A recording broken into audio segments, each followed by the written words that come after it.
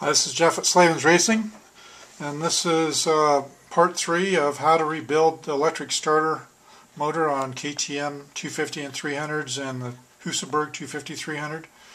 All years, 08 on up, that have the electric starter. This applies to them. So right now I'm going to work on just one of the end housings. There's 3 pieces to the housing. This is the end that holds the starter, holds the brushes, excuse me. And it's got a bracket on it that the bolts go through to hold it onto the engine. And there's the center section, and then there's the opposite end that has the O-ring on it that slides into the engine case. So we're starting with the hard end, which is the end that has the brushes.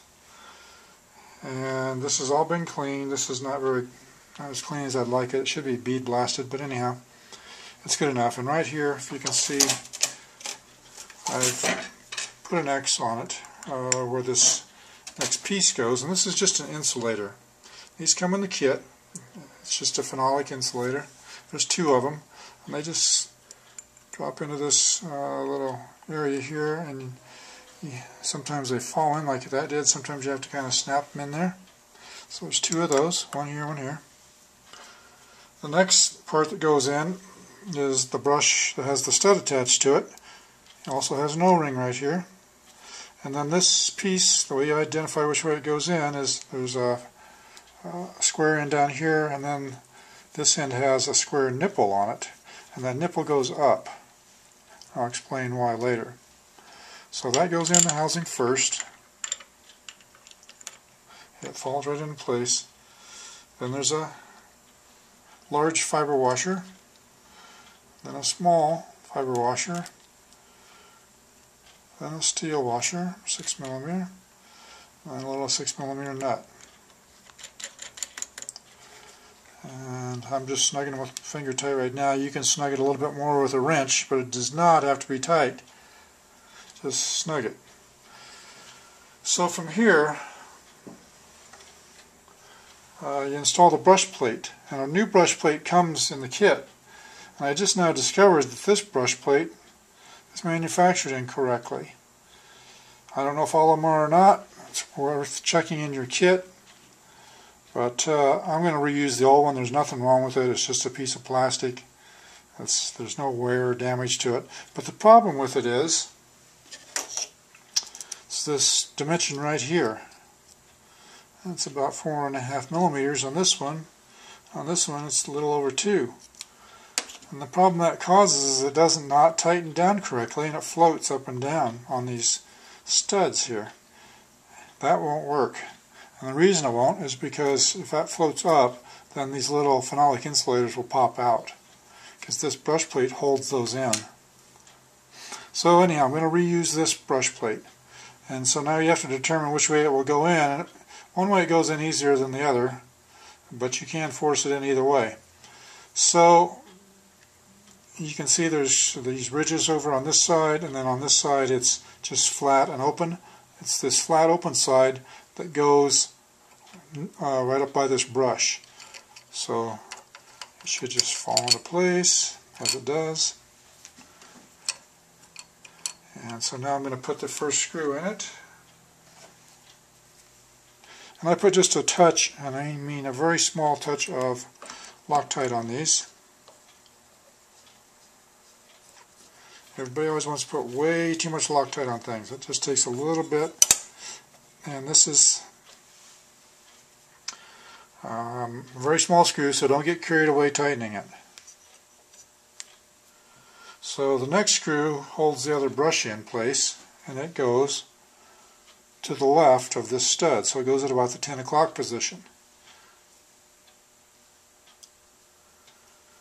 And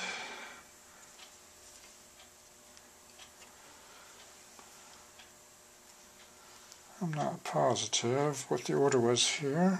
I think this went like this. Yes, it has to. So the washer goes in first, then the screw, or then the wire in for the brush, and then the screw. You can actually use this wire that leads to the brush as a holder while you put your screwdriver in here, and then just kind of guide it in here.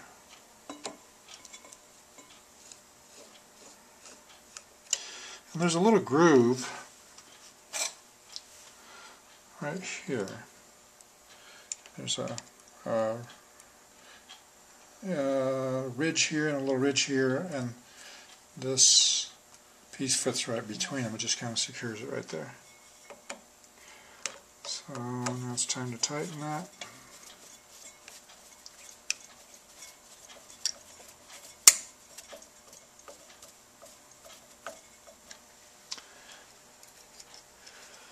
Okay, so now we're coming to the tricky part, and that is getting the brushes in there.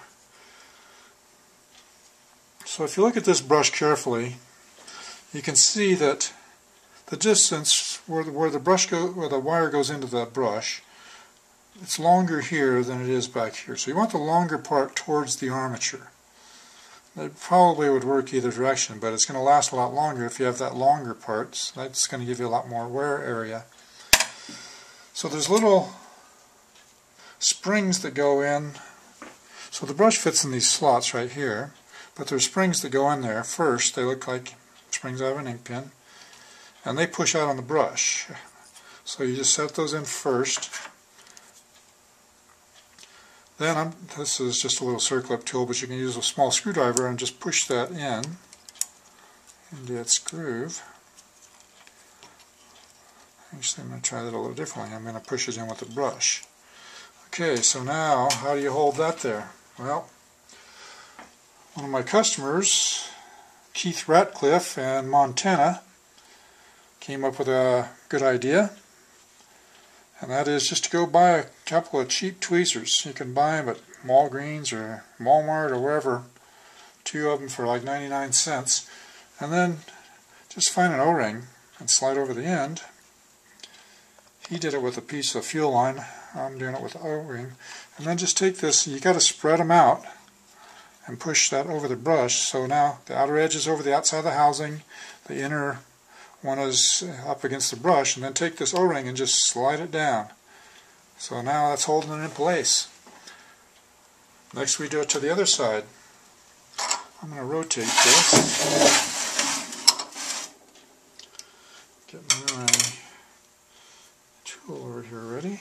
So you kind of spread these tweezers out. They're tight from when you buy them. Spread them out. Stick your spring in there. Now this brush is a little curved, and that curved part should go towards the armature, and the wire goes up.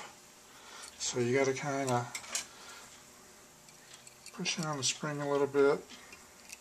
Hard to see here, but I'm sorry.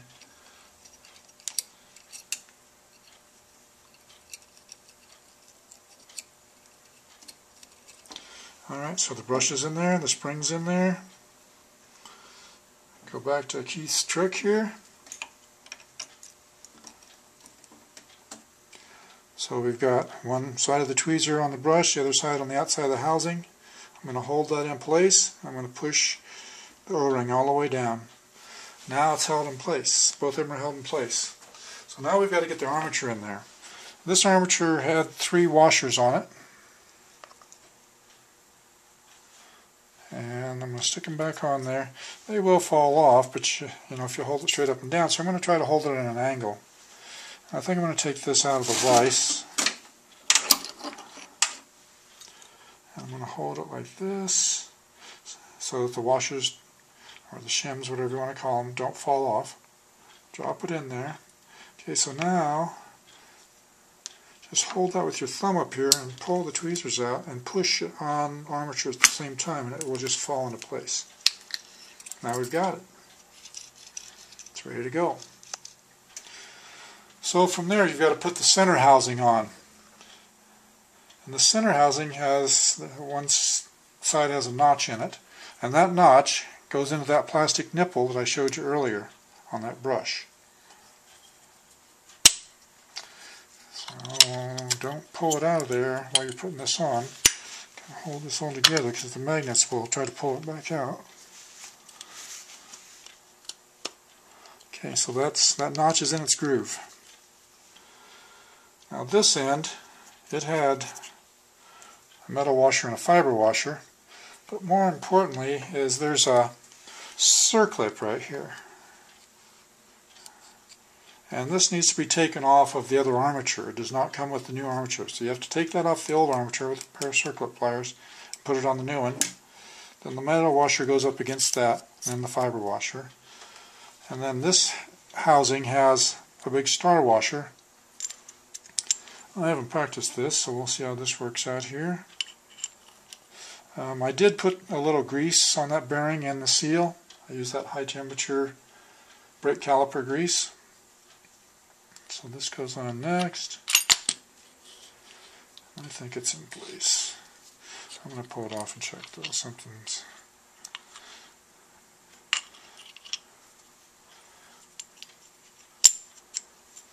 I'm actually going to do this upside down because this will not fall out. So I'm going to do this a little bit upside down. Hold that in with my finger. Drop that in. Okay, now I know that star washer is in position. It didn't fall out of place.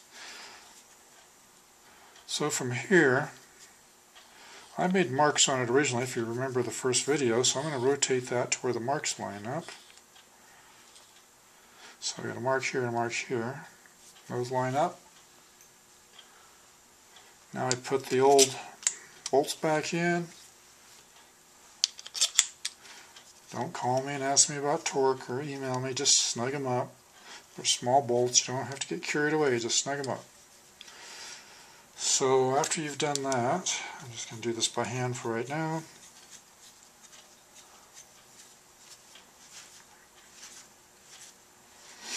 It's pretty much ready to go. Tighten those up and it'll be ready.